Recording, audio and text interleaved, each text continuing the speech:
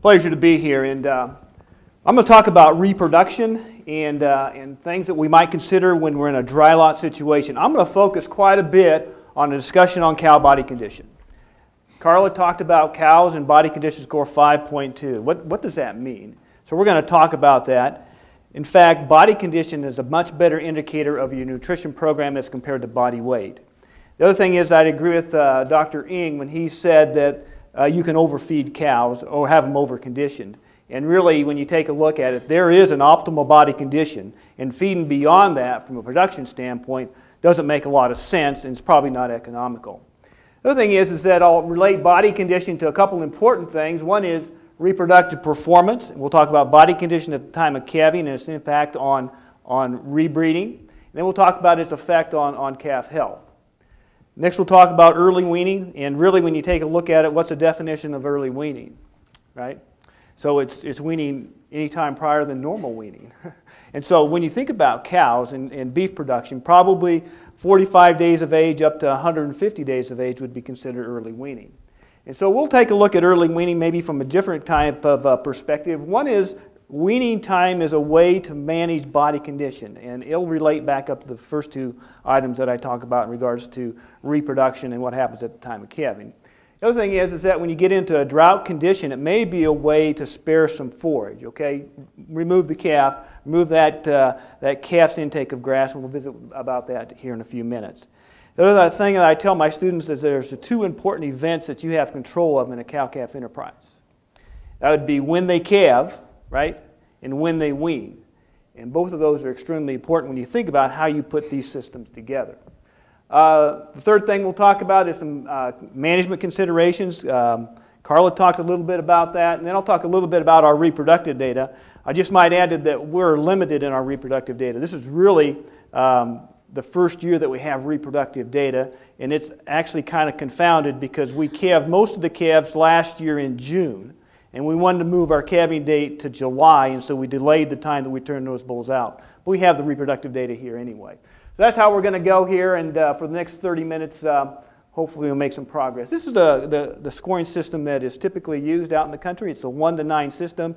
It's actually developed a number of years at Fort Robb, well before my time, I think. Maybe not, but well before. And so the condition scoring system is 1, 2, 3 through 9. 1, 2, and 3 are pretty thin kind of cows, okay? And we'll have some pictures here in a few minutes. 5s and 6s are a pretty good body condition. In fact, as I take a look at it, they're in ideal body conditions. We think about how we might manage cows in a dry lot situation.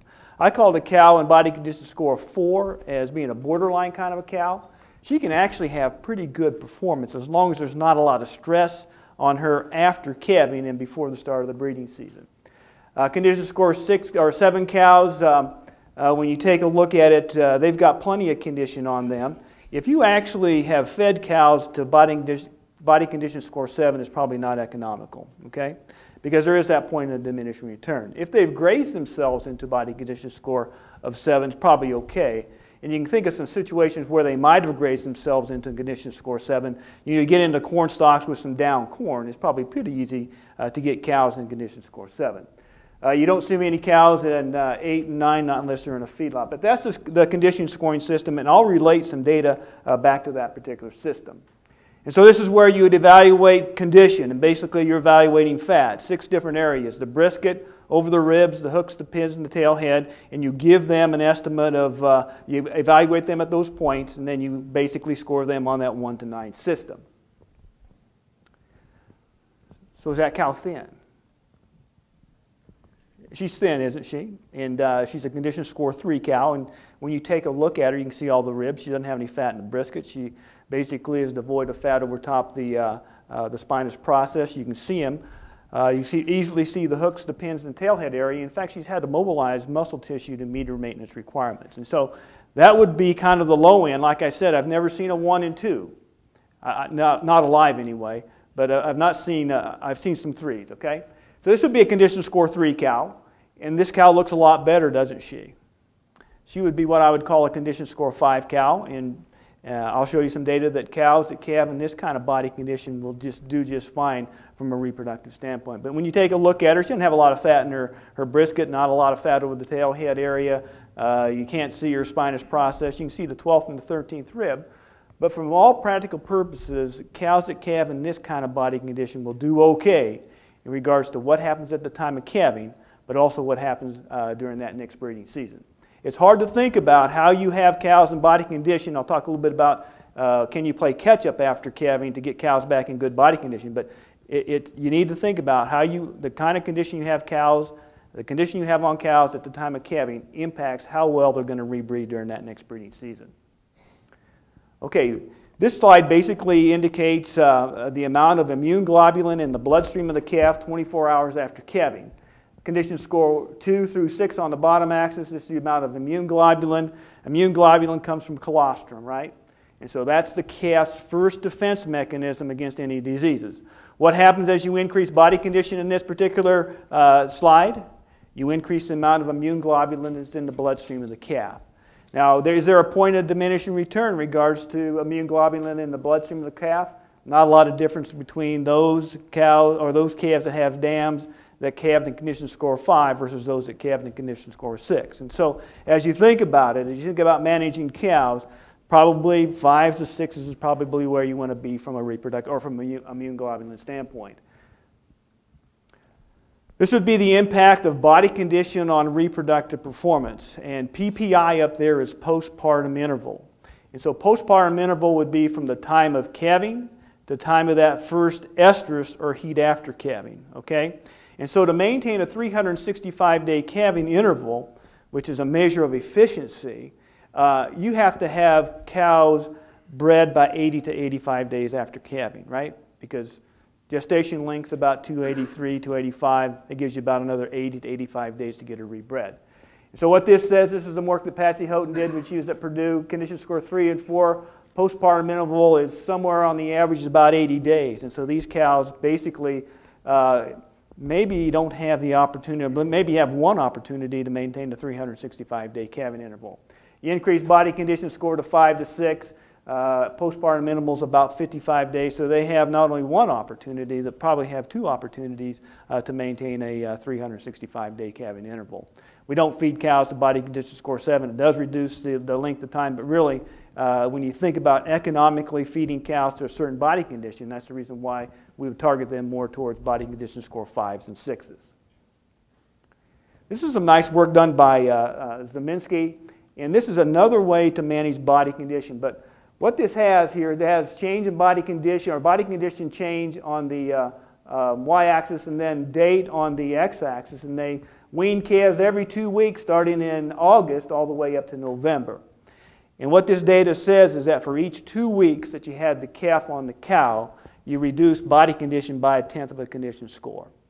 Okay, and so we just talked about the impact of the importance of body condition on reproduction.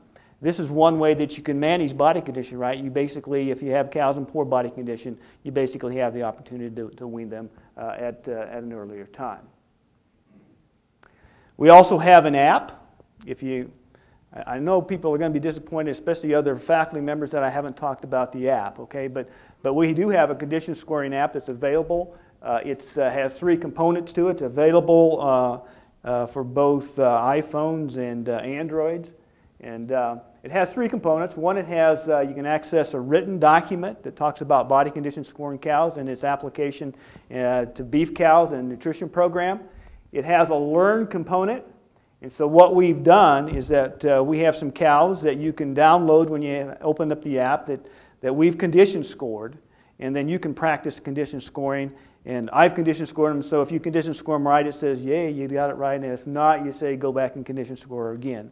The other nice thing about it is we have some guides in there. You can basically, we have some pencil sketches as well as some pictures, so you can actually have your cow up there and you roll those cows across until you find the cow that most closely matches the cow that you're trying to score. The other part of the app is you can score your own herd, and so you can actually take pictures of cows in your herd, and you can take those multiple times throughout the year. So you could take one at weaning time, one at calving time, one at the beginning of the breeding season, and so that can be stored. So that's available if you just want to brush up or you just basically want to see how to condition score cows, because I told you it was important in regards to reproductive performance.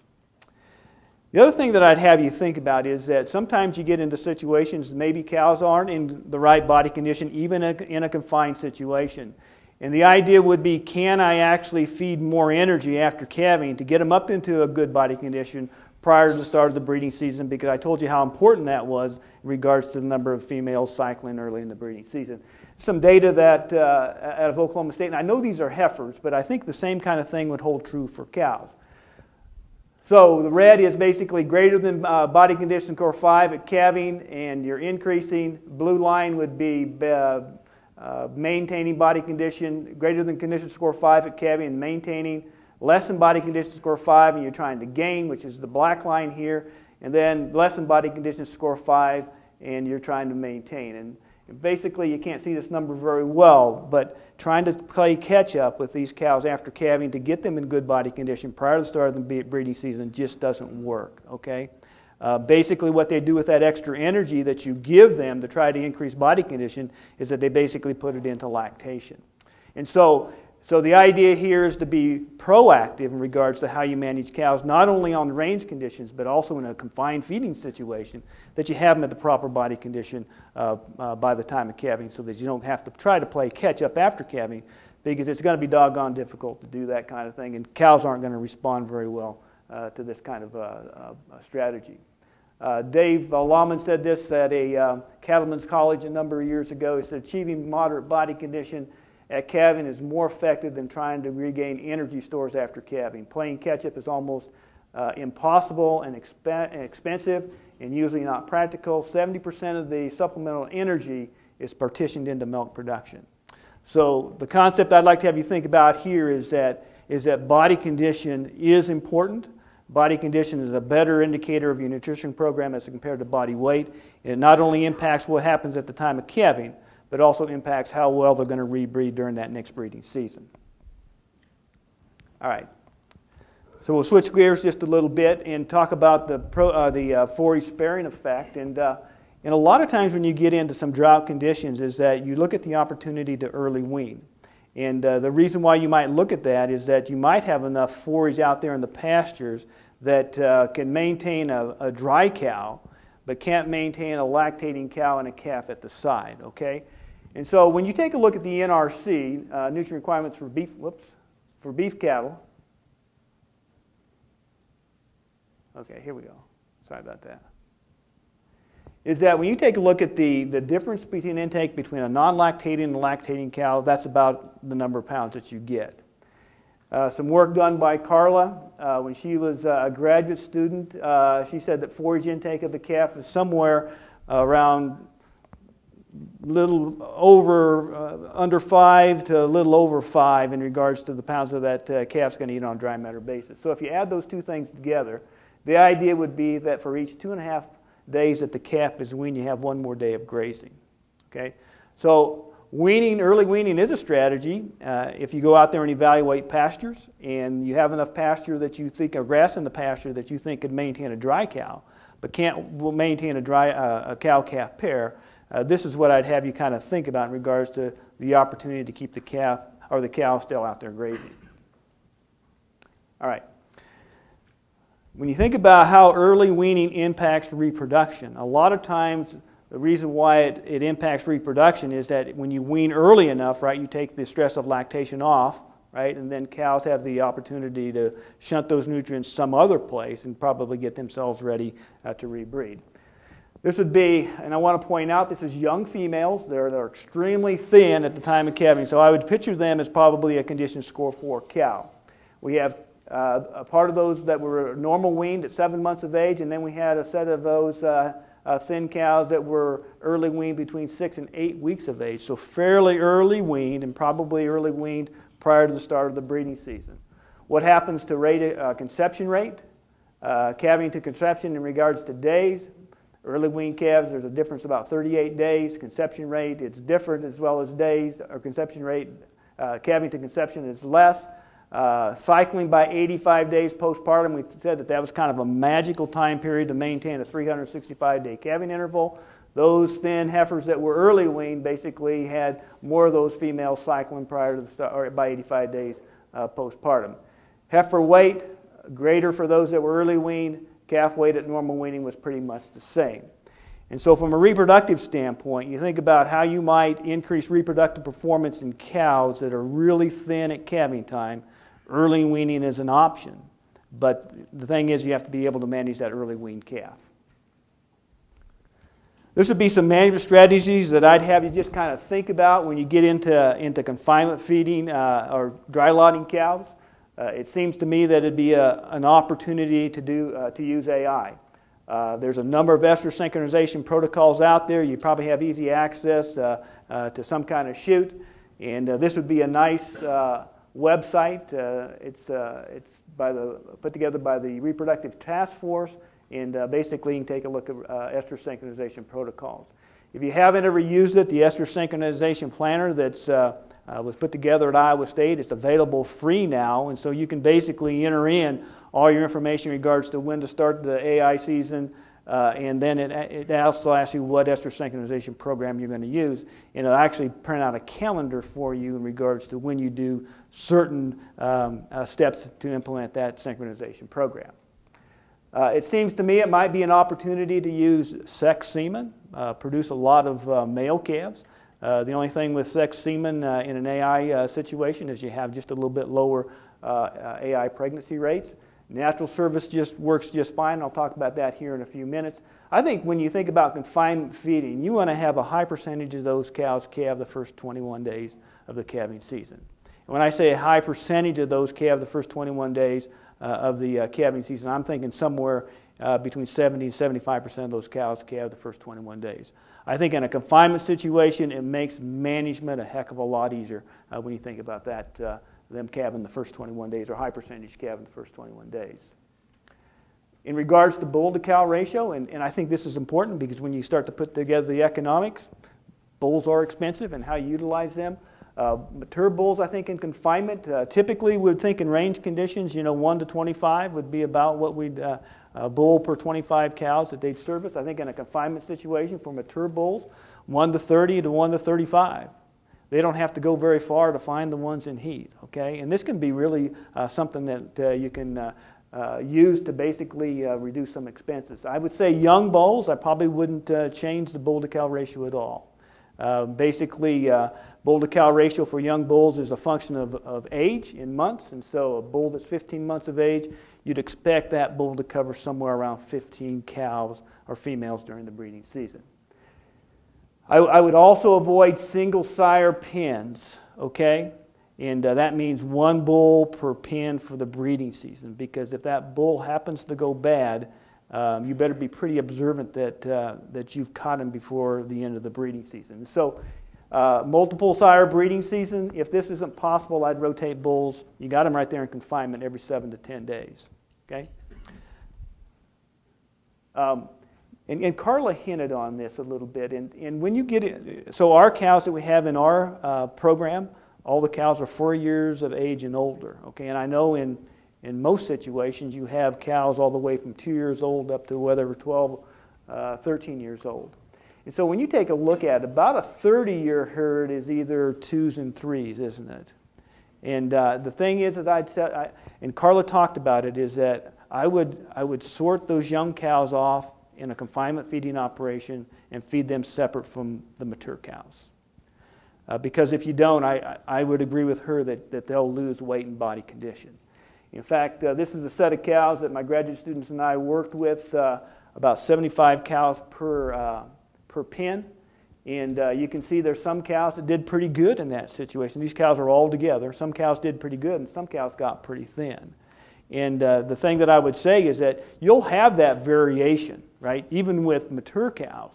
But the challenge here is that when you have 80 to 85% of your young cows, cows less than 3 years of age, that are condition score 5 and less. And so I'd agree with Carla is that you need to be able to look at the opportunity, especially if you have this kind of distribution of age in your herd. You need to look at the opportunity to sort these thin cows off and feed them separate. In this situation, we had about 3 foot of bunk space per cow, per pair, and we fed anywhere from 22 to 26 pounds of dry matter. And we thought we'd compensate. We knew this might happen, but we thought we'd compensate by making sure we had enough bunk space and that we had enough TDN in the diet. And so these cows are getting somewhere around 18.8 to 19.2 pounds of TDN. Older cows did just fine, didn't they? And so I would say if you get into this situation with run-and-age cows, make sure you look at the opportunity to separate young cows from old cows. Carla talked about we included Rumensin in the diets, mainly from a feed efficiency standpoint. I would say that this data would suggest to include an ionophore in the diet, the approved ionophore in the diet, because it could have an impact on reproduction. What this data says here, I know there's not very many numbers, but those that were fed Rumensin, more of them cycled, right, prior to the start of the breeding season, and this would be AI pregnancy rate. This would be on a high roughage diet without, high roughage diets with, okay? And you see those females reach puberty earlier than those that weren't fed an ionophore. So I think you might include an ionophore in the diet not only from a feeding standpoint, but also from a reproductive standpoint. I get questions, and I got questions this year that said, well, I'm in a dry lot situation, and now I've got some grass, and I'm in the middle of the breeding season. I want to move cows. And so I would say from a reproductive standpoint, if you're thinking about moving cows, is that you either move them late or you move them early within the first 2 to 3 days of the breeding season. This might be an AI situation. Or you move them late, at least 35 days after the end of the breeding season. And the reason is that there appears to be a drop in pregnancy rate. The reason why you don't move them during this time period right here is that about day 15 in a beef cow is the time that you have maternal recognition of pregnancy. And so that's when that fertilized egg or embryo is down into the uterus, and it's telling the female that don't cycle again, I'm here, okay? And so that would be a critical time that you would not want to move cows. And so if you have to move cows, even in a confinement situation, either do it early or do it well after the breeding season is over. Now this, you talked about feeding at dusk to push more cows to calve during the daylight, and this is when you're spring calving. I'm not sure you don't use the opposite if you're going to calve, at least when we do in July. You might want to make sure that you feed during the day so you push calving at night, right? And this would be the data that says a lot of numbers here, that you feed at night. This is the percentage of cows calving during the daylight, okay? And this would be the percentage of cows calving at night. And so if you think about a system and you think about you're going to move your confinement cow situation where you're going to calve in June, July, or August, it might be worth the chips to feed during the day so you force more of those cows to calve during the evening. This is our reproductive data, and remember we bought cows pregnant coming into our system. And Carla talked a little bit about that. So last year was our first breeding season. Again, the majority of the cows last year calved in June. We wanted to push that back to July this year. And so we delayed the start of the breeding season. So this data is a little bit confounded with when we expose cows to bulls. But you take a look at the red line would be early weaned versus normal weaned. You wouldn't expect a lot of difference between those two groups, right? Because we weaned at 90 days of age. And the other thing, when you take a look at Carla's data, or I'm calling it your data, but our data, the cows were in good body condition at calving, weren't they? I mean, most of those cows were at least 5 or 5+, and so you probably wouldn't expect any response from early weaning. This would be reproduction at ARDC versus Panhandle. They do it a little bit better out there. But overall, reproductive performance or pregnancy performance is about 90%. That's all I have. This is our beef website. Dr. Berger talked about it. A lot of the stuff that we'll talk about, at least from a Nebraska standpoint, is on our beef website, beef.unl.edu. Thank you.